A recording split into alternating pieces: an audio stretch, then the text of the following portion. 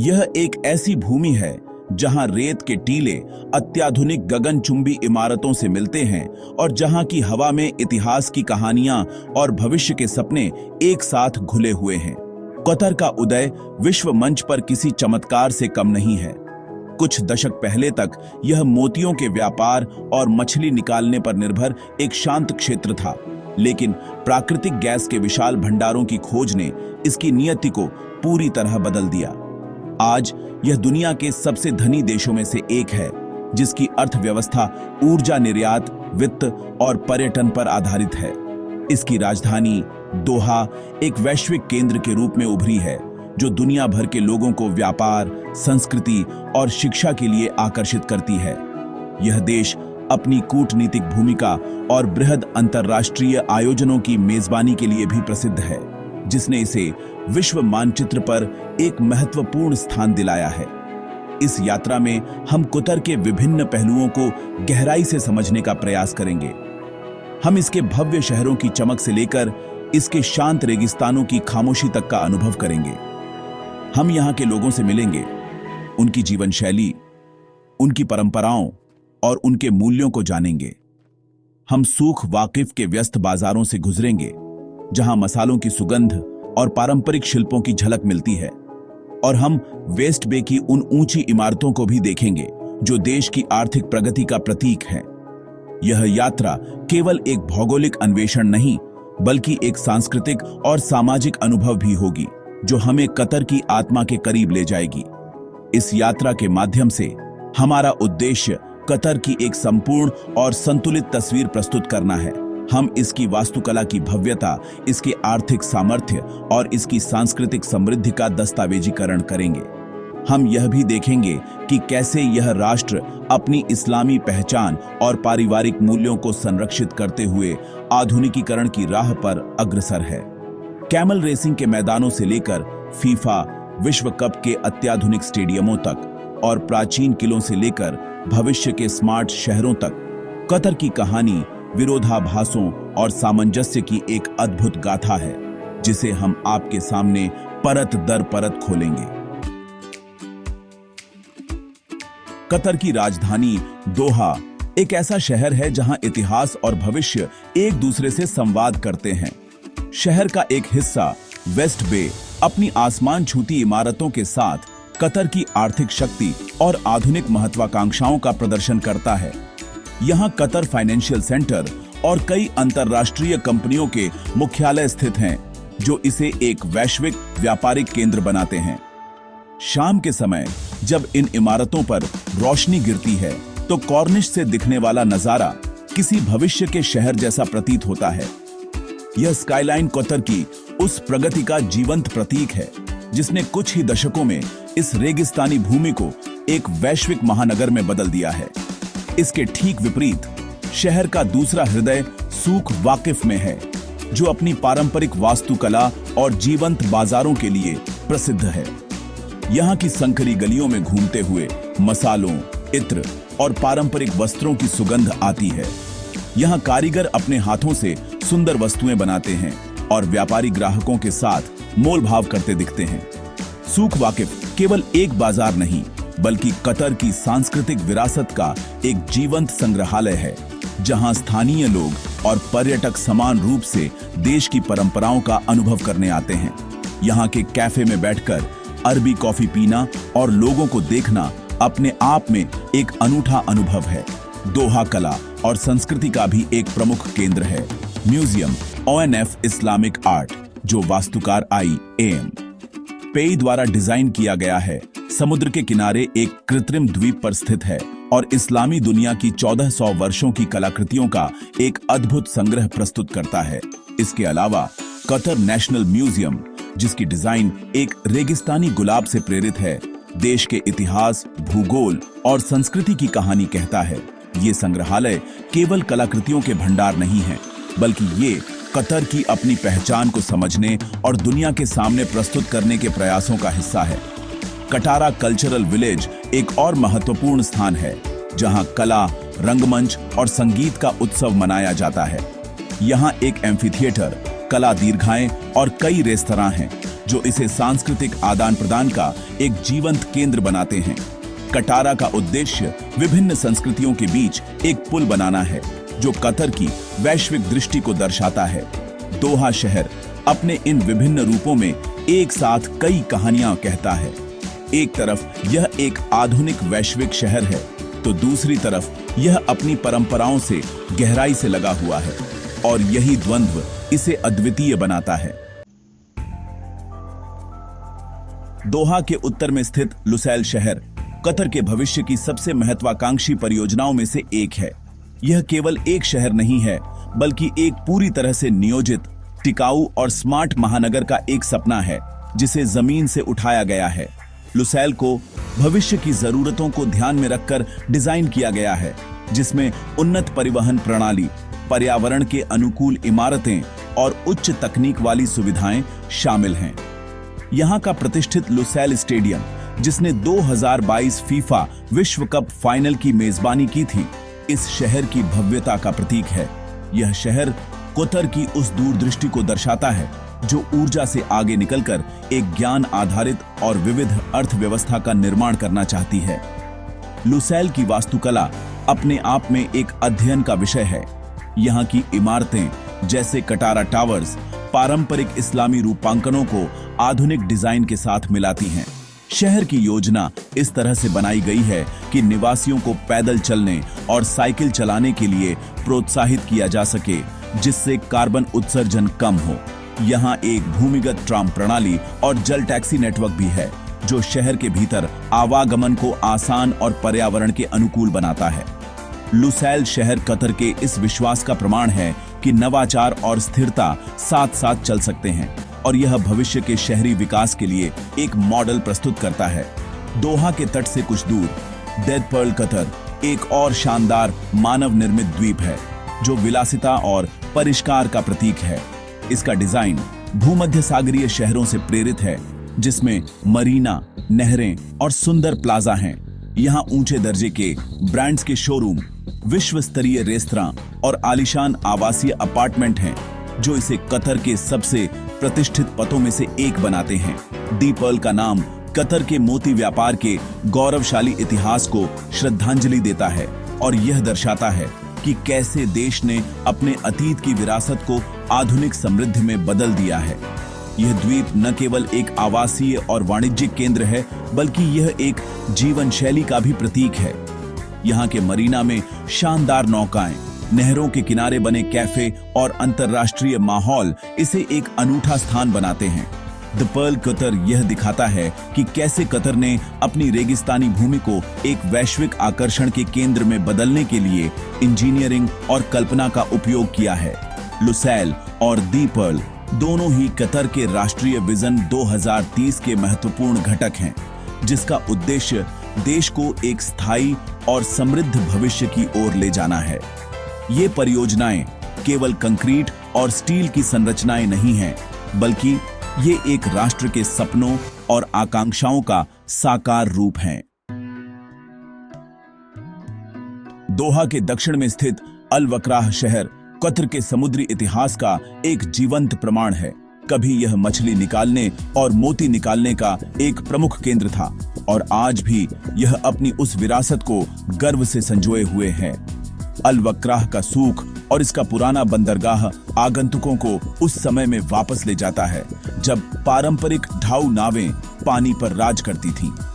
शहर के पुराने हिस्से को बड़ी सावधानी से पुनर्निर्मित किया गया है ताकि इसकी पारंपरिक वास्तुकला और मिट्टी की बनी इमारतों को संरक्षित किया जा सके। यहाँ की घुमावदार गलियों में घूमना और पुराने घरों को देखना कतर के सरल अतीत की एक झलक देता है। अल वक्राह की आधुनिकता इसके शानदार अल जनूब स्टेडियम में दिखाई देती है जिसे प्रसिद्ध वास्तुकार ज़ाहा हदीद ने डिजाइन किया था। स्टेडियम का डिजाइन पारंपरिक ढाऊ नावों की पालों से प्रेरित है जो शहर की समुद्री विरासत को एक सुंदर श्रद्धांजलि है। यह स्टेडियम परंपरा और आधुनिकता के उस संगम का एक उत्कृष्ट उदाहरण है जो पूरे कतर में देखा जा सकता है। शहर का समुद्र तट जिसे अल वक्राह फैमिली बीच के नाम से जाना जाता है, स्थानीय परिवारों के लिए एक लोकप्रिय स्थान है जहां वे शाम को आराम करने और समुद्र की ठंडी हवा का आनंद लेने आते हैं। कतर के उत्तरी तट पर स्थित अल खोर एक और ऐतिहासिक शहर है जिसका महत्व मछली निकालने और मोती उद्योग में रहा है। आज यह शहर कतर के विशाल तरलीकृत प्राकृतिक गैस उद्योग का एक महत्वपूर्ण केंद्र है, लेकिन इसने अपनी ऐतिहासिक पहचान को नहीं खोया है। अल खोर का फिश मार्केट आज भी उतना ही जीवंत है, जहां मछुआरे सुबह सुबह अपनी ताजा निकाली हुई मछलियां बेचने आते हैं। शहर के पास स्थित अल सुल्तान बीच होटल और रिजॉर्ट अपनी पुरानी दुनिया की वास्तुकला और शांत वातावरण के लिए जाना जाता है, जो आगंतुकों को एक आरामदायक अनुभव प्रदान करता है। अल खोर के पास स्थित अल थकीरा मैंग्रोव वन कतर के प्राकृतिक आश्चर्यों में से एक है। खारे पानी में उगने वाले ये पेट डेच एक अद्वितीय पारिस्थितिकी तंत्र का निर्माण करते हैं, जो कई प्रकार के पक्षियों, विशेष रूप से फ्लेमिंगो और हेरॉन के लिए एक आश्रय स्थल है। कश्ती के माध्यम से इन मैंग्रोव के बीच से गुजरना एक अविस्मरणीय अनुभव है, जो कतर के रेगिस्तानी परिदृश्य के एक अलग पहलू को उजागर करता है। अल वक्राह और अल खोर दोनों ही शहर कतर की कहानी के महत्वपूर्ण अध्याय हैं, जो यह दर्शाते हैं कि कैसे देश अपनी आधार पर रहकर भी प्रगति के पथ पर अग्रसर है। अल रैयान कतर का सबसे बड़ा नगर पालिका, देश के शहरी और उपनगरीय जीवन का एक महत्वपूर्ण केंद्र है। यह क्षेत्र पारंपरिक कतरी परिवारों का घर है और यहाँ की जीवन शैली में आज भी पारिवारिक और सामुदायिक मूल्यों की गहरी छाप दिखाई देती है। अल रैयान में कई फार्म और निजी मजलिस हैं, जहाँ परिवार और दोस्त एक साथ समय बिताते हैं। हालांकि यह क्षेत्र आधुनिक विकास से भी अछूता नहीं है। यहाँ स्थित मॉल ONF कतर और अहमद बिन अली स्टेडियम जैसे स्थान इसे एक जीवंत और गतिशील क्षेत्र बनाते हैं। यह स्टेडियम, जिसे अल रैयान स्टेडियम के नाम से भी जाना जाता है, अपनी चमकदार बाहरी बनावट के लिए प्रसिद्ध है, जो कतरी संस्कृति के विभिन्न पहलुओं को दर्शाती है। अल रैयान की सीमाओं के भीतर ही एजुकेशन सिटी स्थित है, जो कतर फाउंडेशन की एक अभूतपूर्व पहल है। यह एक विशाल परिसर है, जहां दुनिया के कुछ शीर्ष विश्वविद्यालयों के कैंपस स्थापित किए गए हैं, जिनमें George town university, Carnegie Mellon university और टेक्सास A&M यूनिवर्सिटी शामिल हैं। एजुकेशन सिटी का उद्देश्य कतर को ज्ञान आधारित अर्थव्यवस्था में बदलना और युवा कतरियों को अपने ही देश में विश्व स्तरीय शिक्षा प्रदान करना है। यह परिसर नवाचार, अनुसंधान और अकादमिक उत्कृष्टता का एक केंद्र है, जो मध्य पूर्व के शैक्षिक परिदृश्य को बदल रहा है। एजुकेशन सिटी में स्थित कतर नेशनल लाइब्रेरी एक वास्तुशिल्प का चमत्कार है। इसकी खुली और विशाल डिजाइन ज्ञान तक सभी की पहुंच को दर्शाती है। इस पुस्तकालय में 10 लाख से अधिक पुस्तकें हैं और यह एक महत्वपूर्ण सामुदायिक केंद्र के रूप में भी कार्य करता है, जहां लोग स्टडी करने, सीखने और एक दूसरे से मिलने आते हैं। इसके अलावा एस्पायर जोन, जो अल रैयान में ही स्थित है, खेल और खेल विज्ञान के लिए समर्पित एक विश्व स्तरीय परिसर है। यहाँ खलीफा इंटरनेशनल स्टेडियम, एस्पायर डोम, जो दुनिया का सबसे विशाल इंडोर मल्टीपर्पज डोम है, और एस्पेटार स्पोर्ट्स मेडिसिन हॉस्पिटल जैसी सुविधाएं हैं। एस्पायर जोन कतर की खेल के प्रति प्रतिबद्धता का प्रमाण है। यह न केवल अंतरराष्ट्रीय खेल आयोजनों की मेजबानी करता है, बल्कि यह युवा एथलीटों को प्रशिक्षित करने और खेल विज्ञान में अनुसंधान को प्रोत्साहित करने का काम करता है। अल रैयान, एजुकेशन सिटी और एस्पायर जोन मिलकर कतर के भविष्य के 3 स्तंभों समुदाय, ज्ञान और खेल का प्रतिनिधित्व करते हैं। यह क्षेत्र दर्शाता है कि कैसे कतर अपने नागरिकों के समग्र विकास में निवेश कर रहा है, ताकि वे एक समृद्ध और स्थायी भविष्य का निर्माण कर सकें। ये कतर के उस विजन का प्रतीक है जो केवल आर्थिक विकास पर ही नहीं, बल्कि मानव विकास पर भी केंद्रित है। कतर के पश्चिमी तट पर स्थित दुखन क्षेत्र देश के आधुनिक इतिहास का जन्म स्थान है।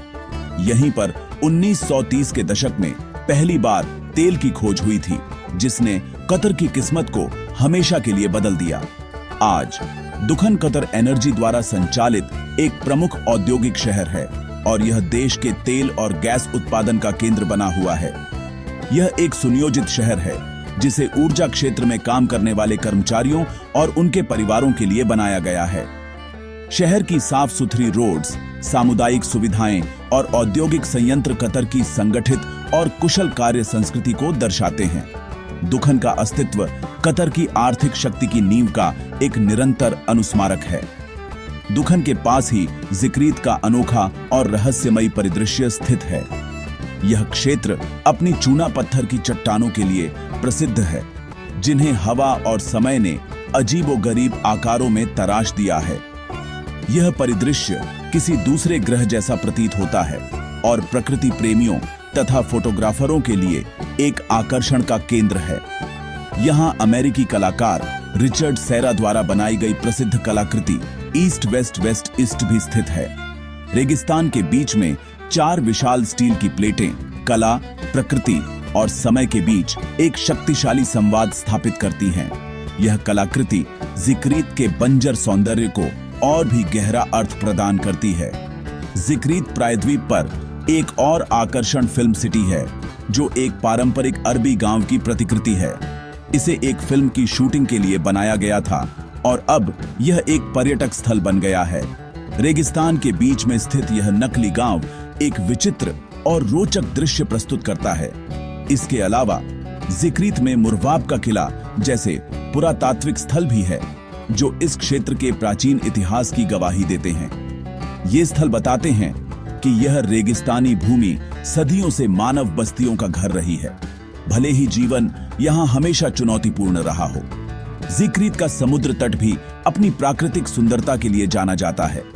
यहाँ के शांत और साफ पानी तैराकी और अन्य जल खेलों के लिए आदर्श है। दुखन का औद्योगिक परिदृश्य और जिक्रीत का प्राकृतिक व कलात्मक सौंदर्य एक साथ मिलकर पश्चिमी कतर की एक विविध तस्वीर प्रस्तुत करते हैं। यह क्षेत्र हमें दिखाता है कि कैसे उद्योग और प्रकृति, आधुनिकता और प्राचीनता एक ही भूमि पर सह अस्तित्व में रह सकते हैं। यह कतर की उस क्षमता को दर्शाता है जो अपनी औद्योगिक शक्ति का उपयोग करते हुए भी अपनी प्राकृतिक और कलात्मक विरासत को महत्व देता है। कतर की वैश्विक प्रमुखता का आधार इसकी विशाल प्राकृतिक गैस संपदा है।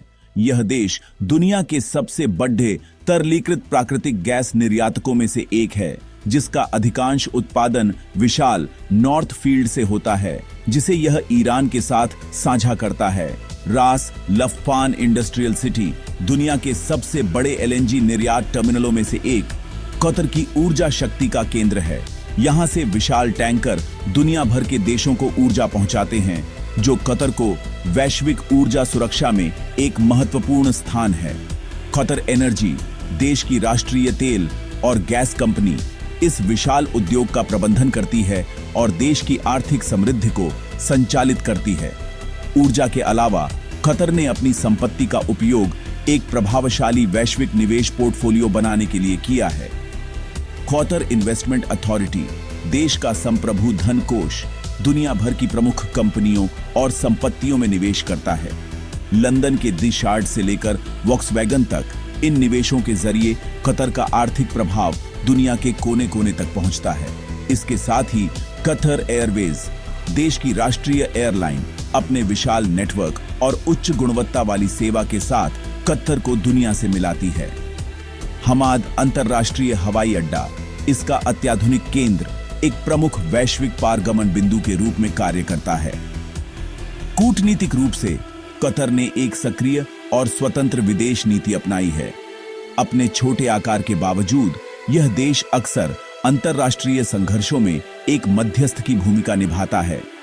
इसने विभिन्न समूहों और देशों के बीच बातचीत की मेजबानी की है, जिससे इसे मध्य पूर्व के स्विट्जरलैंड के रूप में एक प्रतिष्ठा मिली है। हालांकि इसकी विदेश नीति कभी-कभी विवादास्पद भी रही है, जैसा कि 2017 के संकट के दौरान देखा गया था।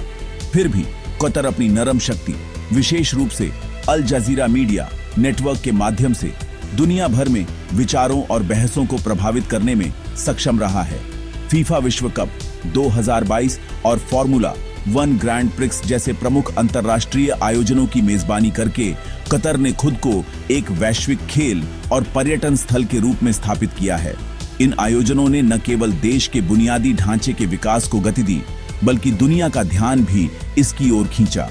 अमेरिका के अल उदीद एयरबेस की मेजबानी करना, जो मध्य पूर्व में सबसे बड़ा अमेरिकी सैन्य अड्डा है, कतर की रणनीतिक और सैन्य महत्व को दर्शाता है।